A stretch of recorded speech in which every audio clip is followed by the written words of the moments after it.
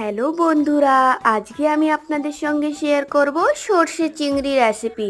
তার জন্য প্রথমে আমরা মিক্সিতে জিরে, সর্ষে, কাঁচা লঙ্কা বেটে নিয়েছি। তারপরে এইদিকে দেখুন আমরা চিংড়ি মাছের তেল, লবণ, হলুদ ভালো মতন মাখিয়ে কড়াই গরম করে তেল দিয়ে একটু জিরে আর এইখানে আমি দিয়েছি দুধমান কচুর পাতা দিয়ে ভালো করে চিংড়ি মাছকে ওই যে মশলা করেছিলাম সেইটা দিয়ে মাখিয়ে কড়ার মধ্যে দিয়ে দেব।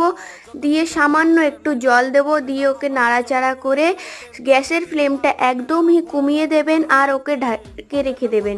ঢাকার পর 5-10 মিনিট পরে দেখবেন আপনার চিংড়ি সর্ষে রেসিপি তৈরি হয়ে গেছে। এইটা ভাতের সঙ্গে খুবই সুস্বাদু লাগে। আপনারা বাড়ি একবার জরুর ট্রাই করবেন আর আমায় কমেন্ট করে বলবেন কি কেমন হয়েছে রেসিপিটা। আমার তো খুবই দারুণ খেতে লেগেছে।